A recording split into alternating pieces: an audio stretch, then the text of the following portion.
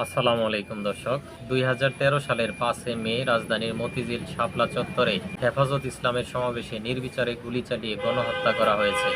এমন অভিযোগে সাবেক প্রধানমন্ত্রী শেখ হাসিনা সহ ৩৪ জনের বিরুদ্ধে মামলা করা হয়েছে।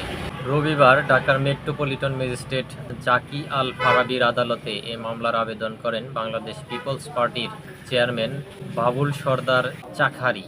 এ সময় আদালত বাদীর জবানবন্দি গ্রহণ করেন এবং মতিঝিল থানার ভারপ্রাপ্ত কর্মকর্তাকে মামলা নেওয়ার নির্দেশ দেয়। গত ৫ আগস্ট ছাত্র জনতার আন্দোলনের মুখে পদত্যাগ করে ভারতে পালিয়ে যান শেখ হাসিনা। এরপর অন্তর্বর্তী সরকার গঠনের পর দেশের বিভিন্ন স্থানে মামলা হতে থাকে, যা অব্যাহত রয়েছে।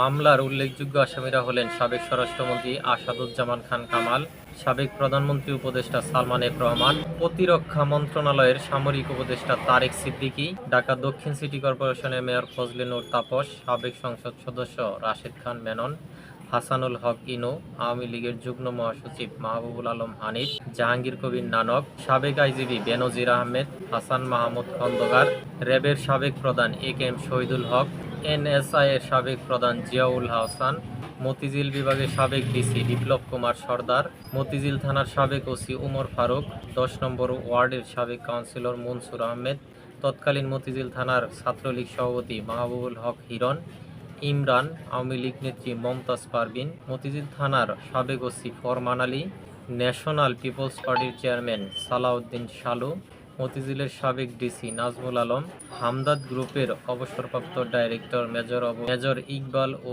আশরাফুজ্জামান। মামলায় বাদী উল্লেখ করেন, আওয়ামী লীগ সরকারের ছত্রছায়ায় ব্লগাররা ধর্মীয় অবমাননা ও হযরত মুহাম্মদ সাল্লাল্লাহু কটূক্তি এবং বাজে লেখালেখি করার প্রতিবাদে হেফাজত ইসলাম ১৩ দফা দাবি সরকারের কাছে দেয়। সরকার দাবি না মানায় ২০১৩ সালের ৫ মে মতিঝিল শাপলা চত্বরে রাস্তায় অবস্থান নেয় হেফাজত।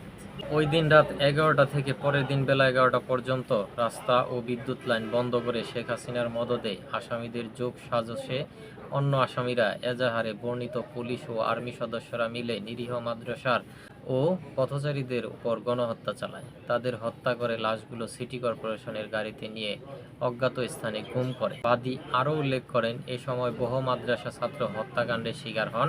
তাদের অভিভাবকরা সংশ্লিষ্ট থানায় মামলা ও জিডি করতে গেলেও থানা কর্তৃপক্ষ কোনো মামলাও নেয়নি।